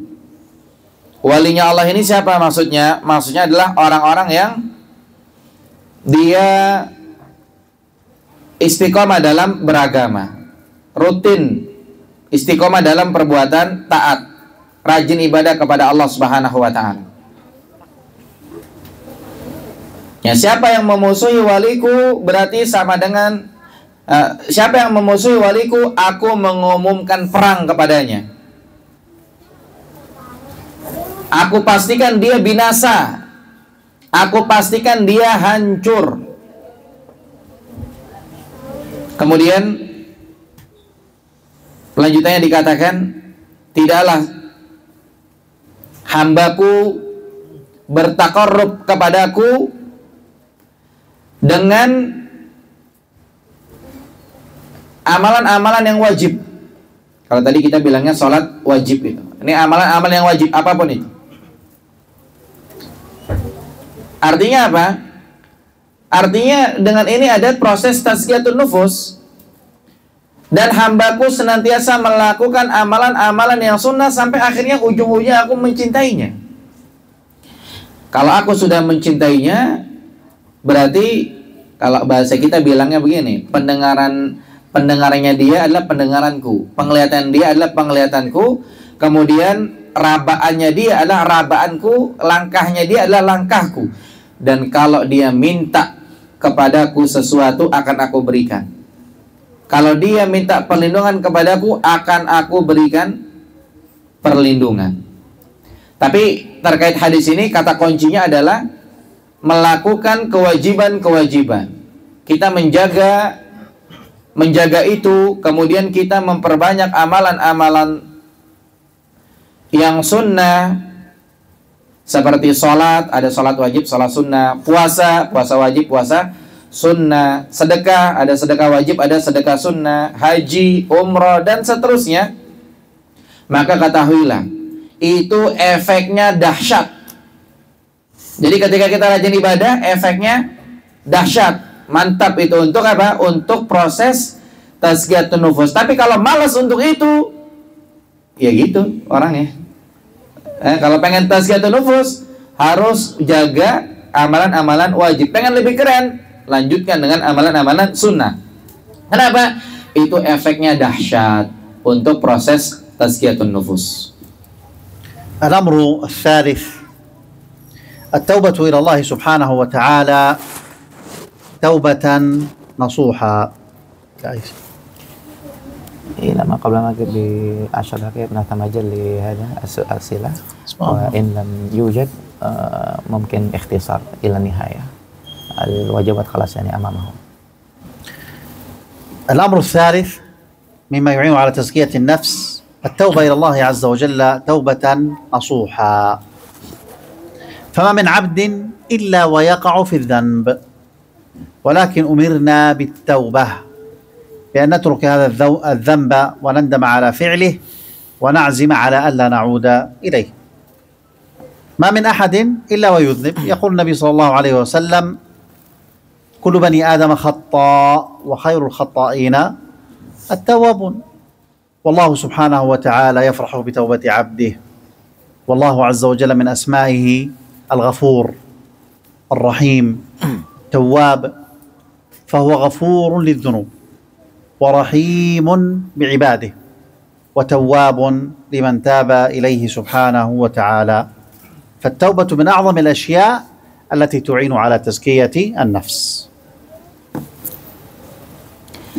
Kemudian yang lainnya, metode supaya diri kita bersih dalam tazkiyatun nufus ini, yaitu kita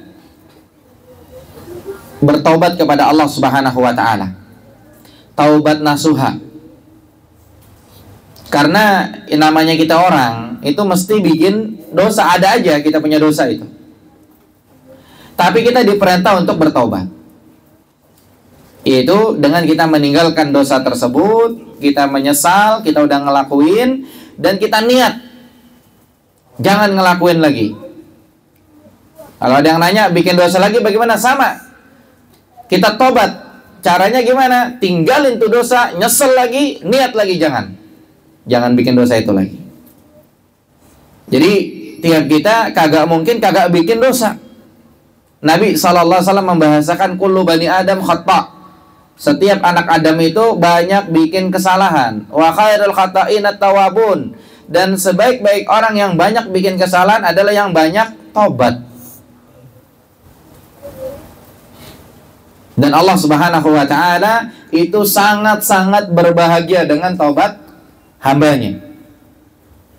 Allah Subhanahu wa ta'ala diantara namanya adalah Al-Ghafur, Maha Pengampun, Ar-Rahim, Maha Penyayang, At-Tawwab, Maha Penerima Taubat. Makanya Allah Subhanahu wa ta'ala mengampuni dosa. Allah itu sayang sama para hamba. Dan Allah menerima taubat orang yang bertaubat. Sehingga apa? Kesimpulannya, taubat adalah salah satu faktor terbesar dalam tazkiyatun nufus. الأمر الرابع كثرة الاستغفار. أخرج البخاري في صحيحه من حديث أبي هريرة رضي الله عنه أن النبي صلى الله عليه وسلم قال: والله إني لأستغفر الله وأتوب إليه في اليوم أكثر من 70 مرة. وفي صحيح مسلم من حديث أبي مالك الأغر المزني أن النبي صلى الله عليه وسلم قال: والله إني لأستغفر الله في اليوم 100 مرة. وقد مدح الله تعالى. فإذا كان هذا هو حال من غفر له ما تقدم من ذنبه وما تأخر، وهو سيد بني آدم صلوات الله وسلامه عليه نبينا محمد صلى الله عليه وسلم، فما حالنا نحن الضعفاء المذنبون المقصرون؟ فعلينا بهدي النبي عليه الصلاة والسلام والإكثار من الاستغفار في مجالسنا. وقد مدح الله عز وجل تعالى أهل الاستغفار فقال: الصابرين والصادقين والقانتين والمنفقين والمستغفرين بالأسحار. والسحر هو الوقت الذي قبل طلوع الفجر. وصفهم بأنهم لشدة خوفهم ووجلهم يستغفرون بالأسحار، يسألون الله تعالى مغفرة ذنوبهم. وخص الأسحار لأنها مظنة إجابة الدعاء. فعن أبي هريرة رضي الله عنه أن رسول الله صلى الله عليه وسلم قال: ينزل الله إلى السماء الدنيا كل ليلة حين يبقى الثلث الأخير فيقول: أنا الملك، من ذا الذي يدعوني فأستجيب له، من ذا الذي يسألني فأعطيه، من ذا الذي يستغفرني فأغفر له. Nah.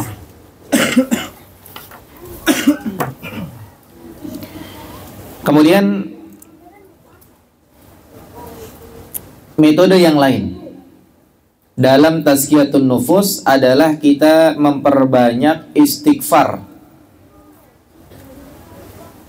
Ya, disebutkan dalam hadis Bukhari dari hadis Abu Hurairah radhiyallahu anhu bahwasanya Nabi SAW mengatakan, demi Allah, aku ini beristighfar dan bertaubat dalam sehari ini lebih dari 70 kali. Kemudian disebutkan dalam hadis Sahih Muslim dari hadis Abu Malik bahwasanya Nabi SAW mengatakan, aku ini beristighfar dalam sehari sampai 100 kali.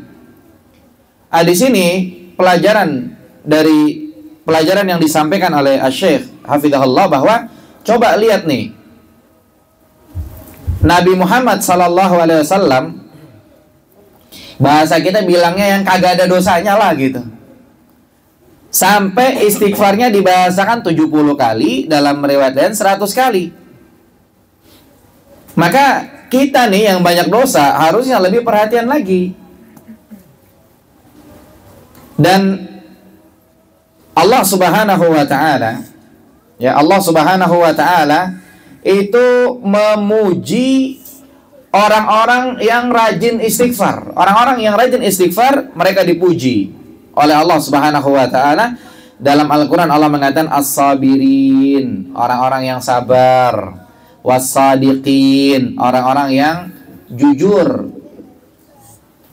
Jujur di sini bukan jujur bohong, itu bukan. Kalau jujur Islam orang Islam benar, sholat ya sholat, puasa ya puasa, itu maksudnya. Jadi maknanya luas, sadiqin. Kemudian wal qanitin, orang-orang yang rajin ibadah, wal munfiqin, orang-orang yang rajin infak, wal mustaghfirina bil ashar. Ini yang dimaksudkan. Itu orang-orang yang rajin istighfar pada waktu sahar, pada waktu sahar. Waktu sahar ini adalah waktu sebelum terbit fajar. Allah Subhanahu wa taala mensifati mereka demikian karena saking takutnya mereka, sehingga mereka istighfarnya jam segitu. Mereka minta kepada Allah Subhanahu wa taala supaya dosa-dosa mereka diampuni. Dan Allah Subhanahu wa taala menyebutkan wabil khusus, bahasanya di sini adalah waktu sahur ini, karena memang jam-jam segitu jam doa mustajab. Makanya minta ampun istighfar jam-jam segitu. Disebutkan dalam hadis Abu Hurairah radhiyallahu anhu bahwasanya Rasulullah SAW bersabda, Allah Subhanahu wa taala turun ke langit dunia setiap malam di sepertiga malam terakhir. Kemudian Allah berfirman, aku adalah raja. Siapa yang berdoa, aku kabulkan. Siapa yang minta, aku kasih. Siapa yang minta ampun, aku ampuni. Nah, وقد بين الله تعالى أن أثر الاستغفار عظيم في النفوس، فذكر الله عز وجل أن نوحا عليه السلام قال لقومه فقلت استغفروا ربكم إنه كان غفارا يرسل السماء عليكم مدرارا ويمددكم بأموال وبنين ويجعل لكم جنات ويجعل لكم أنهارا. وذكر الله عز وجل أن هود عليه السلام قال لقومه ويا قوم استغفروا ربكم ثم توبوا إليه يرسل السماء عليكم مدرارا ويزدكم قوة إلى قوتكم ولا تتولوا مجرمين. قالوا نعم. فعلينا أن نكثر من الاستغفار، وذلك بأن نقول أستغفر الله العظيم، أستغفر الله الذي لا إله إلا هو الحي القيوم وأتوب إليه. فهذه صيغ الاستغفار الواردة عن النبي صلى الله عليه وسلم.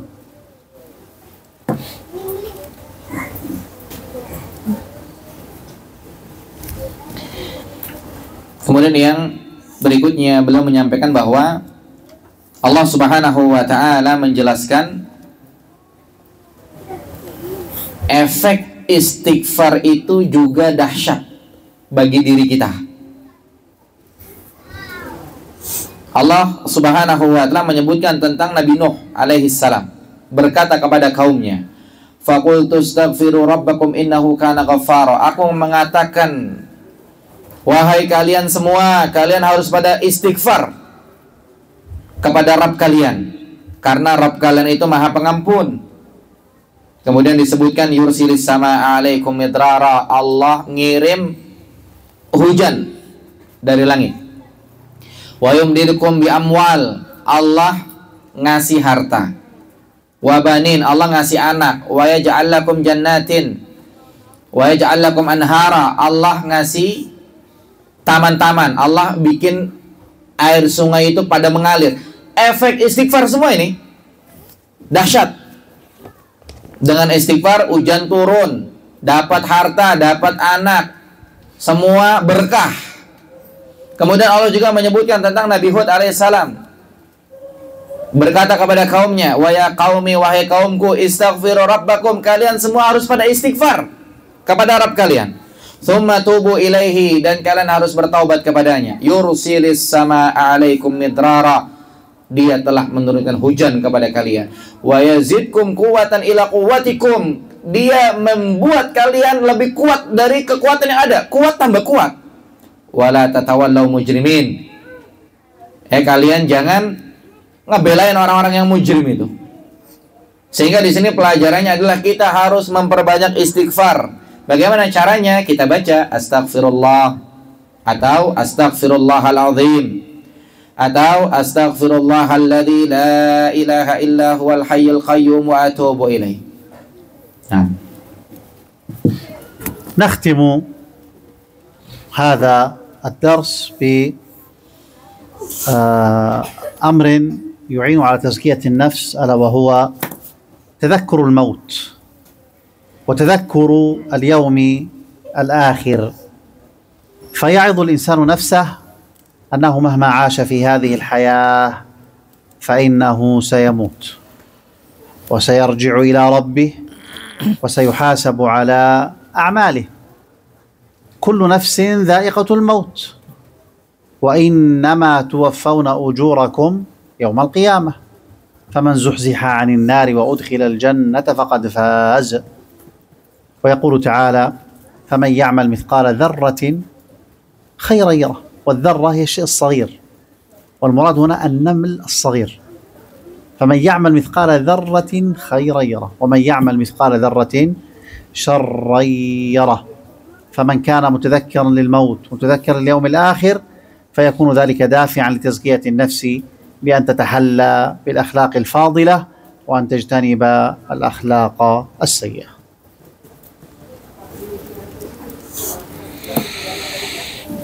Tapi yang terakhir kita tutup materi kita pada kesempatan kali ini. Metode tazkiyatun nufus berikutnya adalah ingat mati, ingat akhirat. Ini bisa buat mauizah. Jadi ketika kita ingat mati, kita ingat akhirat, ini mauizah buat kita. Jadi biar orang hidup di dunia ini kayak apa, pasti dia bakal mati, bakal balik, bakal, bahasa kita bilangnya, bakal pulang ke rahmatullah.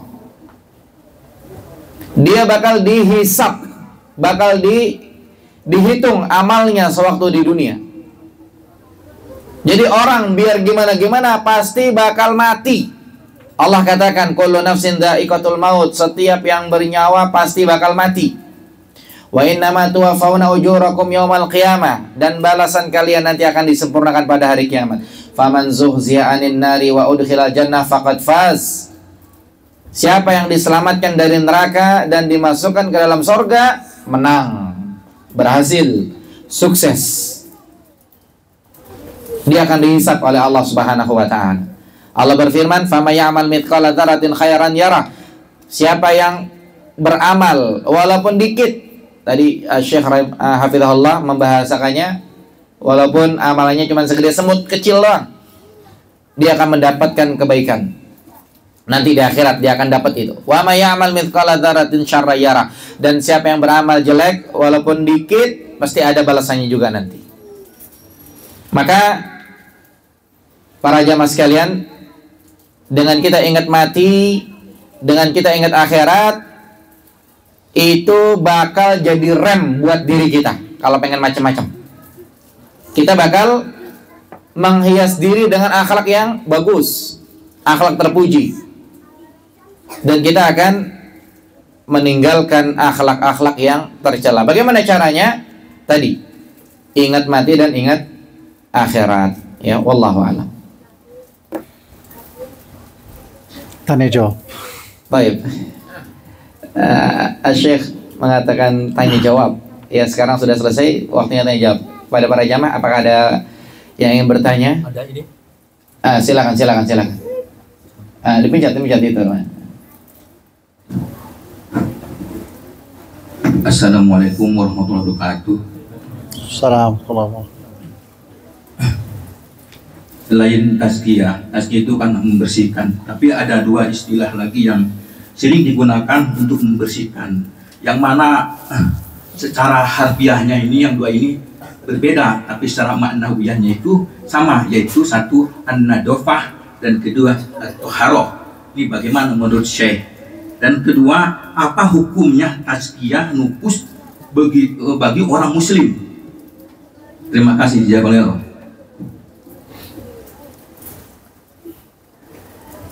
Pertanyaan pertama apa maksudnya? Ada ya selain tazkiyah. Tazkiyah itu kan membersihkan. Ada dua istilah yang sering digunakan untuk membersihkan, ya, membersihkan diri. Yang mana secara harfiah itu berbeda, tapi secara maknanya sama, itu membersihkan. Yaitu kalimah an-nadofah satu, dan kedua kalimah at-taharah. Dan pertanyaan kedua, apa hukumnya tazkiyah nufus bagi orang muslim? Sekian, terima kasih. Ya Ustaz. Faham tuh? يسأل هنا كلامنا تزكية النفوس. هناك يعني كلمة أخرى نظافة النفوس وطهارة النفوس. فما قولكم على هذا؟ هذا أول. ثم ثاني، ما حكم تزكية النفوس على مسلم؟ نبدأ بالثاني. الثاني تزكية النفس واجبة، وهو ايش يقول؟ النظافة والطهارة؟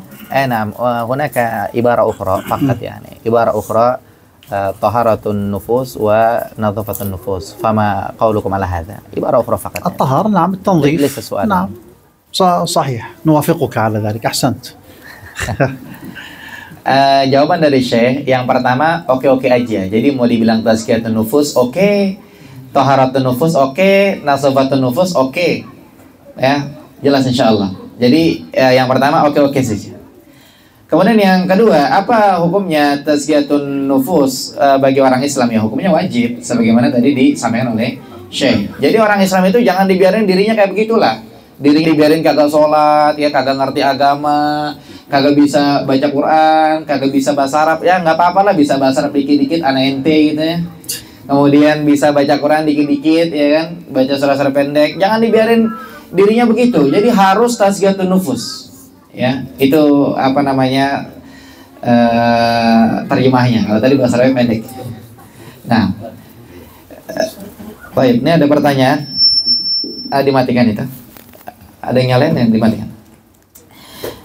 Ada pertanyaan di WA ya, dibilangnya begini. Bismillah. Kita sudah berusaha ingin tazkiyatun nufus kepada Allah, tapi selalu ada kendala untuk kembali kepada keburukan yang selalu memberikan rasa was-was di hati. Jadi udah berusaha tazkiyatun nufus tapi ada kendala.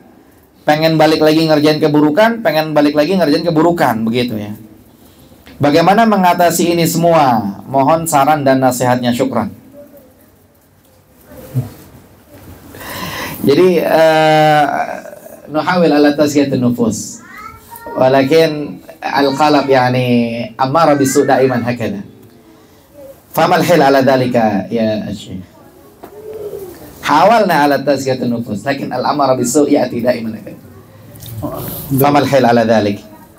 Sama nasihat yani. Berusaha lagi. Berusaha lagi. Kepada penanya jawabannya berusaha lagi. لابد من الاستمرار. الله عز وجل قال في آخر آية في سورة آل عمران: يا أيها الذين آمنوا اصبروا وصابروا ورابطوا واتقوا الله لعلكم تفلحون. ما قال اصبروا فقط، لا، وصابروا، الزيادة. وطالما الإنسان يحاول ويشعر أنه ما زال بحاجة ويرجع ويحاول ويستمر في المحاولة، فهذا يدل على صدقه إن شاء الله تعالى، وأن فعليه أن يكثر من الدعاء، يعني تغلب أو تغلب نفسه الأمارة بالسوء بإذن الله تعالى. Baik, jawaban dari Syekh, terus berusaha lagi. Kenapa? Karena Allah Subhanahu wa ta'ala mengatakan di akhir surat Al-Imran, isbiru, kalian harus sabar. Wasabiru, dan sabar-sabarin lagi. Jadi nggak cuma sabar doang udah beres, nggak. Sabarin. Berusaha lagi. Ya, warabitu. Kemudian harus kokoh. Ya, la'allakum tuflihun, agar kalian beruntung. Jadi kalau udah kalau udah balik begitu terus langsung melempem ya rugi, nggak jadi beruntung gitu kan. Makanya kalau ditanya udah berusaha tazkiyatun nufus tapi ngajak balik gitu lagi, ngelakuin itu lagi, itu gimana nasihatnya? Nasihatnya terus ya, berusaha dan berusaha. Kenapa? Karena sebagaimana ayat yang tadi disampaikan ya. Wallahu a'lam. Ada pertanyaan lain? Kita masih ada 5 menit ya menjelang azan. Tapi kan takjil sudah di tangan semuanya, jadi tidak masalah sampai azan saja. Ya tidak masalah insyaallah. Baik, tafadhal. Paling bawah, paling ujung di bawah. Silakan. Syekh, ini soal an at-taubah Syekh. Fi qouli ta'ala innamat taubatu 'ala Allahi lil ladzina ya'maluna su' wa fi ayat ba'daha wa laysat taubatu lil ladzina ya'maluna sayyi'at. Madza qauluka fi dzalik? La soaluka lam tatim. Lakin Syekh insyaallah fahiman. هذا بجهالة. نعم أكمل. لو أكملت الآيتين واضح المعنى. إنما التوبة للذين يعملون السوء بجهالة، يعني بالجهل، وكل من وقع في المعصية وقع بسبب الجهل. لو كنا نعرف الله معرفة صحيحة ما وقعنا في المعصية، ولكن بسبب جهلنا وبجهلنا بعظمة الله عز وجل فإننا نقع في المعصية. أما الآية الثانية التي بعدها مباشرة وليست التوبة الذين يعملون السيئات حتى إذا حضر أحدهم الموت قال إني تبت الآن ولا الذين يموتون وهم كفار، فباب التوبة مفتوح إلا لمن مات على الكفر